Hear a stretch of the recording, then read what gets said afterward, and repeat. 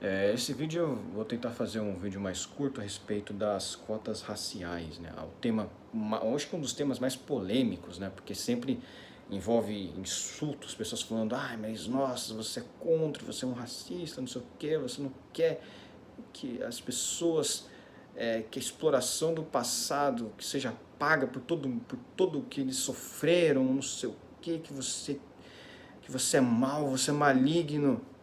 Calma aí.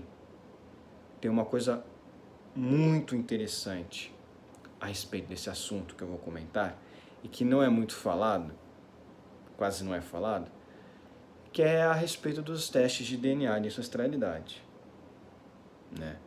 As bancas examinadoras da questão tribunal racial, né? Basicamente o tribunal racial, essa é uma banca, né? Você se declara lá pardo ou negro, é uma banca que você se apresenta, né? Pessoalmente. E você vai lá e se apresenta e os caras vão te julgar. Não, você é branco, você é pardo ou você é negro. Eles te julgam, né? Acredito que existem realmente também concursos públicos, mas a grande maioria das pessoas que utilizam, né, dessa questão das cotas é por causa das universidades públicas, né? Que muitas já estão aceitando isso, né? E já aceitam há um bom tempo, né? A questão também das cotas raciais é que é uma coisa parcial, uma coisa temporária. Uma coisa temporária para reparação de danos que foram causados por conta da escravidão, né? É o que dizem, né? E com isso tentar equiparar, né, socialmente os pardos e negros aos brancos, né? Esse é o argumento que é dito pela grande parte de quem defende as cotas raciais, né? Esse é o argumento chave deles, né? Só que tem um porém. Só que tem um porém nisso tudo, que o brasileiro, em média, ele quase não tem. Ele quase não tem essa preponderância de um gene sobre o outro. E na grande maioria, acho que 80% dos casos do brasileiro médio, ele é pardo. Então como é que você, olha só, a grande maioria dos brasileiros, 80% dos brasileiros hoje em dia são pardos. Olha só, ou pardos, né? Obviamente, o pardo é o mestiço, se você considerar assim. Se você fizer um teste de DNA até na pessoa mais branca do Brasil, que não tenha nenhum ancestral europeu recente, se o cara tiver ancestral europeu recente, obviamente ele vai ter muito mais europeu do que qualquer outro, por conta dessa questão, né, do europeu recente. Ele veio para cá, às vezes o teu pai e a tua mãe são europeus, são descendentes de europeus recentes, então você, no teu teste de DNA, o teu ancestral lá atrás, ele vai ser europeu mesmo, aí não tem como, né? Mas a questão envolvendo o brasileiro colonial. Quem que é o brasileiro colonial? O brasileiro que é descendente de português, indígena e africano, né? Digamos assim, o brasileiro médio colonial aí, né? A gente fala o colono brasileiro, é o cara que está aqui há mais tempo, é o quatrocentrão, eles falam, né? Quatrocentrão, né? Que seria 400 anos, né? Para trás, né? Que seria quando começou a colonização do Brasil. Esse cara realmente, ele apresenta todo o DNA que aconteceu durante a história da colonização brasileira. O próprio Dr. Pírola, eu não sei o nome dele, ele fez um vídeo a respeito muito interessante e que justamente a genealogia prova justamente isso que ele falou no vídeo, que eu concordo também, que a questão das cotas raciais ela é polêmica porque se fala em reparação histórica. O argumento mais usado é reparação histórica. Se você fala no argumento da reparação histórica, então você teria que ser 100% africano ou 100% indígena. Porque você só, óbvio, no DNA, seus ancestrais todos teriam que ser africanos, que aí realmente você foi a maior vítima de tudo. Você foi a maior vítima de todos. Foi a maior vítima. Aí beleza, ok. Agora vamos supor, um cara é negro, vai fazer um teste de DNA. Descobre que é 50% europeu. E aí? Como é que fica essa história? Óbvio, pardo, né? Ele tem os 50% dele que foi, né? Que sofreu, né? A questão da escravidão. Aí você tem lá Vamos lá, dá cota para ele, ele tem a prioridade para passar aqui, mesmo se ele tiver nota bem abaixo do cara que não era cotista. Beleza. E se o cara tiver 20% africano, 20% indígena, 60% europeu no DNA, e fenotipicamente, né, a fenótipo é os traços faciais, né, a gente fala fenótipo, né, são os traços, né, você tem os seus olhos, o nariz, o formato da boca e etc, o formato do cabelo, né, o tipo de cabelo, né, se é liso, cacheado, se é crespo. E esse fenótipo da pessoa, que é 20% africano, 20% indígena, 60% euro, o cara é branco. Na teoria da banca examinadora das cotas raciais. Não é, mas e o 20% indígena ou 20% africano? Como é que fica? E esse é o ponto. Na teoria, 80% ou até mais dos brasileiros, quase 90% dos brasileiros, deveria ser aceito nas cotas raciais. Pelo critério de reparação histórica, todo mundo. Parece que criaram um grande paradoxo, né, com esse argumento de quem tem que ser reparado ou não. Porque o Brasil, diferente dos Estados Unidos, não contou com o sistema de separação racial, né? Que lá nos Estados Unidos você não era aceito, né? O Estado não casava negro com branco, né? Não havia esse tipo de casamento, era proibido a miscigenação. Então lá muitas famílias de brancos, realmente os caras procuram documentos e é só branco mesmo, negro também, muitos ali realmente o negro já não é tão, já você acha alguns brancos na árvore genealógica por conta de, né, de abusos, né? Às vezes o branco que tinha uma escrava, a estuprava e tinha um filho, entendeu? Aí realmente você consegue achar, tanto que em média o afro-americano ele tem 25% de gene europeu, né? Então você já vê ali que teve uma miscigenação no passado, mas o branco não, o branco ele é bem preservado por causa desse sistema. No Brasil não teve isso.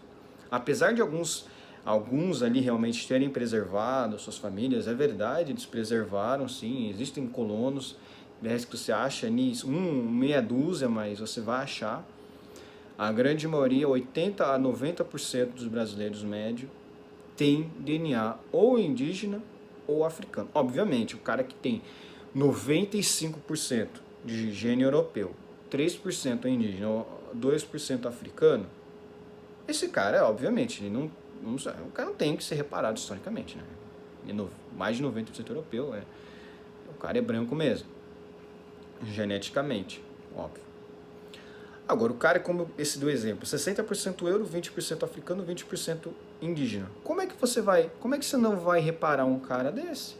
Ele é trirracial. Como é que você não vai reparar um cara desse? Aí o cara chega na banca, lá, examinadora do tribunal racial, das escolas, das universidades. O cara, ó, sou pardo aqui, ó, 20% indígena, 20% africano. Aí os caras, você tem cabelo liso, a tua pele é mais clarinha, não, você é branco. Mas o cara, eles não analisam nenhum outro traço facial. Simplesmente dizem, é branco. Então, você vê, eu vi umas notícias por aí a respeito de cotistas que sempre se identificaram como pardos, desde o nascimento. O cara, desde o nascimento, ele se identificou como um pardo, desde o nascimento. Chega na banca do tribunal racial para entrar numa universidade ou passar no concurso público. Ah, eu sou pardo. Se os caras chegarem, não, você é branco, você não vai entrar. Simples assim. Simples assim. Por quê? Porque se você fosse aplicar esse sistema para todos os brasileiros, a maioria ia por cota. A grande maioria ia entrar por cota. A grande maioria teria total direito de falar, eu quero entrar por cota. Aqui é o meu teste de DNA. Aqui é a minha árvore genealógica. Puxa a árvore genealógica.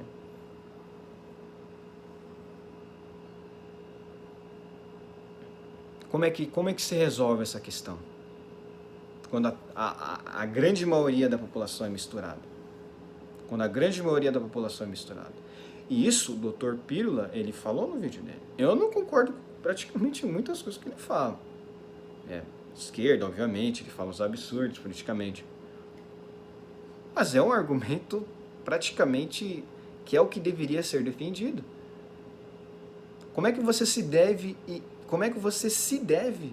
Você deve e você deve a alguém e também alguém te deve ao mesmo tempo. Essa questão da reparação histórica e que, na verdade, se você for olhar os argumentos usados por profissionais dentro do direito, é que não é para promover a reparação histórica, é para promover o colorismo. É para promover o colorismo. A gente precisa ter mais representantes de pele escura dentro lá da repartição pública, sei lá, do órgão lá de funcionários públicos ou da universidade pública. É basicamente isso. Tem muita pouca gente nas universidades que tem a pele escura. A gente tem que botar todo mundo, tem que botar mais gente lá. Fazer representatividade. Eu quero ser representado. Tem um dos termos também que é muito usado, é o pardo de Schrödinger, alguma coisa assim, né? Que eles pegam o pardo, eles utilizam o pardo da forma como eles quiserem. Tipo, o cara é, por exemplo, o pardo quando o pardo é preso, né? Ele é lido como branco, lido como negro. Quando o pardo é aprovado na universidade, ele é lido como branco. Por quê? Porque se o pardo entrou numa universidade, ele é branco, ele tem privilégio. Se o pardo foi preso, ele é negro. Entendeu? Para você inflar um número e o outro da forma como você bem entender. Né? Assim, se você botar um pardo na cadeia, não, ele é negro. Por quê? Porque você quer dizer que tem muito negro nos presídios. Se o pardo entra na universidade, você fala que o quê? Ele é branco. Por quê? Porque se você falar isso, presume-se o quê? Que tem mais branco nas universidades, então precisa de mais negros. Esse é o pardo de Schrödinger, porque ele é utilizado da forma a favorecer o seu ponto de vista. Eles utilizam para favorecer o teu ponto de vista. Mas esse cara aqui, ele foi preso. Então ele é negro. O cara passou na universidade. Ele é branco. É tudo por motivos ideológicos.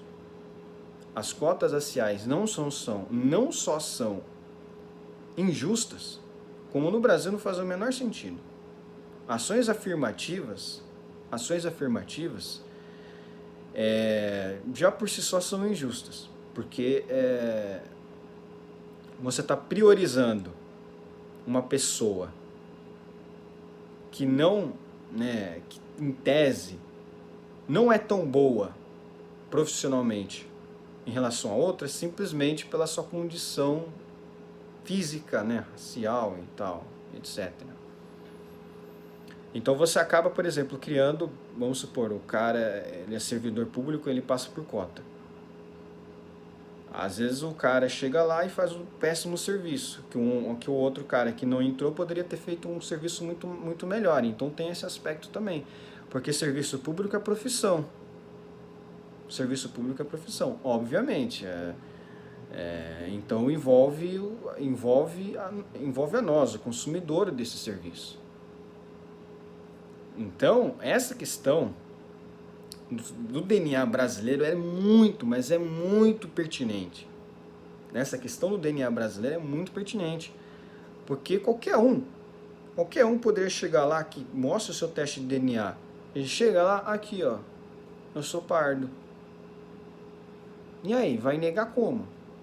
O cara tá lá 20% negro, 20% indígena. Você vai negar o cara de participar numa universidade por cota como? Qual o argumento? Você não é branco o suficiente. O cara só não herdou os genes desse grupo, mas ele tem ancestrais, então ele tem direito à reparação histórica. O argumento da reparação histórica é isso, mas óbvio, não é isso. Não é isso. Reparação histórica não tem nada a ver. É colorismo. Eles mesmos, muitos outros falam isso. A gente tem que promover o colorismo, tem que ter mais gente de cor. Então, a questão das cotas ela é basicamente isso. Não faz o menor sentido. Os argumentos, a grande maioria dos argumentos são todos furados para você ter essa defesa das cotas raciais. E você, no Brasil, você esbarra nessa questão. A nossa história é muito diferente da história americana, nessa questão. E é absurdo. Às vezes eu vejo pessoas discutindo na internet, no Twitter principalmente, né? Falando, mas eu fui rejeitada na universidade, sempre me declarei parda. Aí vem outra pessoa e fala, mas você não é parda, você é branca. Aí você vê a pessoa, realmente, a pessoa é parda, óbvio. E é sempre essa mesma discussão. Por quê? Porque tem muito mestiço no Brasil. A maior parte da população é mestiça. E as pessoas, de uma certa forma, não sei, elas não aceitam isso. E é a realidade. Aí você vai e nega a pessoa de entrar numa universidade para a questão parda, né? Porque não é só negro, o pardo também tem direito. O pardo é um mestiço. Então ele teria gene negro e indígena, que é acho que indígena também, tem coto para indígena também, né? Então o pardo entre tudo, né? Você teria o cara ali que tem a mistura total, né? Tem uma mistura de todos os povos ali, né? O indígena, o negro e o europeu, né? Então não tem muito o que falar sobre isso, é um absurdo. E é temporário. Será que vai acabar? Será que essa questão de cota racial vai acabar um dia? Difícil. Não é uma coisa politicamente boa acabar, porque muita gente vai criticar e falar, mas aí não adiantou. E realmente não adiantou de nada. Tem políticas aí de cota racial, não resolveu nada. Parece que estamos lá atrás, igual estávamos. Porque não melhorou, o serviço continua ruim. Os serviços públicos e as universidades, muito pelo contrário, só caíram, principalmente as universidades. É isso.